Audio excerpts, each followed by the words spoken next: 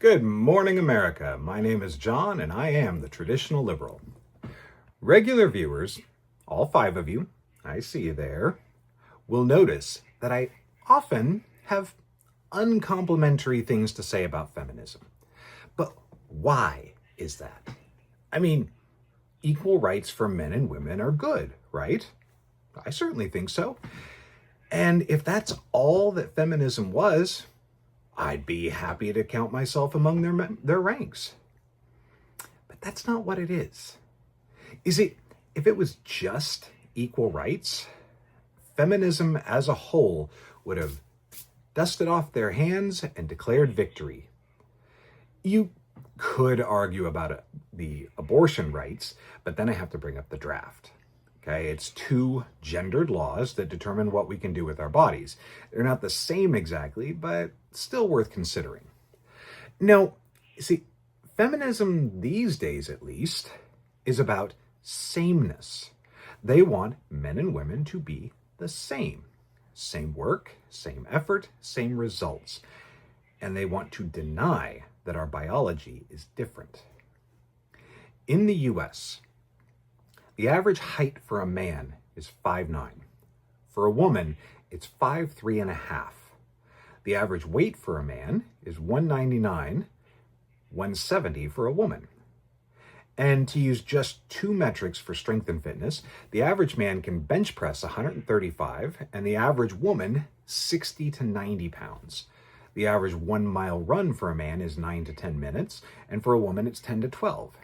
And yes, of course, there are outliers. There are very unfit men and there are very fit women, but these are the averages. And if you want to start talking outliers, I'll do world record holders next time. Those differences are huge. See, these are not insignificant differences. Now, I'm on board with old school, I guess that would be third wave feminism, being about freedom and choice. But modern feminism wants us to believe that we're all the same. No patriarchy, no gendered expectations, nada. Now, I was raised in a fairly feminist way, and both of my sisters are older than me. And that's relevant because it means I never physically competed against women, and I was told that we're all equal. I genuinely did not know how much stronger I was until I was in my mid-30s. I figured I was probably a little stronger than the average woman, but that was it. I'm grateful that I never got drunk and got into some sort of a physical confrontation with a woman. I could have seriously injured her. But that is the sort of thing that happens when you don't teach boys that they're stronger and they need to protect those who are weaker. A man who does not know his strength is a danger to women and to children. We can criticize the more toxic elements of how men are socialized with emotions, but if a man doesn't learn emotional regulation and control, he is dangerous. If a woman gets emotional and loses control, that's a bad thing. It's very uncomfortable. But if a man does it, that's a 911 call and possibly jail time. And even barring that admittedly extreme outcome, let's talk about more common consequences of this attitude. There's a video going around of a couple being mugged by a man with a knife. The boyfriend hides behind something, leaving the girlfriend to fight off a knife-wielding assailant by herself. She's lucky she wasn't killed. But hey, at least they're equal. And some feminists are touting this as proof that men don't protect. Well, you told him not to. And this time, she managed. But next time, or the next girl, maybe they get their throat slit.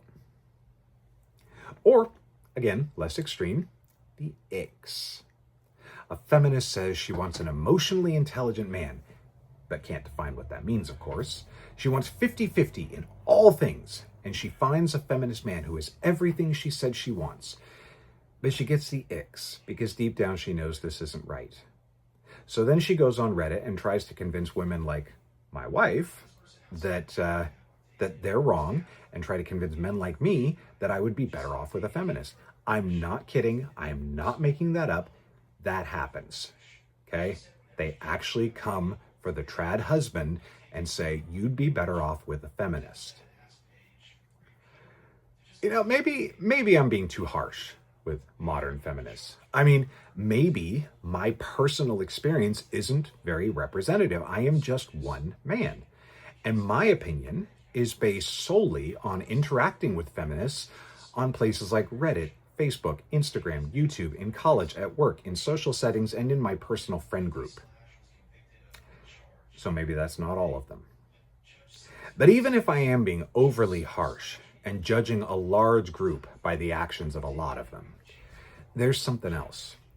They're trying to elevate girls, which I like, by putting down boys, which is absolutely unacceptable. Don't believe me? Ask yourself. Have you heard the slogan, "The future is female"? I bet you have.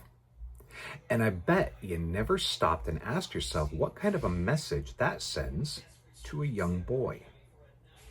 But I can imagine that it sends the message that the future isn't for them. It's for the girls. Now, as adults, we can look at this and say, no, it just means that it includes girls. But small children may not be able to make that leap, or even hormonal teenagers. See, men and women are not the same. We are equal in moral value, but we are not the same. Our species exhibits sexual dimorphism, and trying to pretend that we don't leaves everyone unhappy, in therapy, and medicated, more so than any previous generation, especially SSRIs prescribed for anxiety and depression. 50-50 is a myth, at least the way it's being sold. I can do things that my wife cannot, and she can do things that I cannot. There are also things one of us can do well and the other cannot do well. That's life. But if we try to take every task, every individual task, and split it 50-50, every task will suffer 50% of the time. And that's not even factoring in things that we biologically can't do. Like, we can have a baby, but only one of us can grow it, birth it, and breastfeed it. So instead of trying to split the individual tasks 50-50, separate the tasks. I'll do this one, you do this one. And in that way, we can both do our fair share. When I was growing up, we were taught to be colorblind. Don't see color. Don't talk about race, and racism will go away. That did not work. So now we say to celebrate diversity, see the differences, acknowledge them, and celebrate them. And yeah, it's not perfect, but it works a lot better, I think. So why can't we do the same for sex and gender? Don't be gender blind. Celebrate our differences and all the beauty and specialness that is inherent in them. Why is this such a bad thing? Because if you go through life expecting that things will be the exact same for men and women, you will always be disappointed and resentful. And that is no way to live. And that's all I have for you today. Please subscribe if you'd like to hear more and comment below your thoughts. Thank you, and good night, America.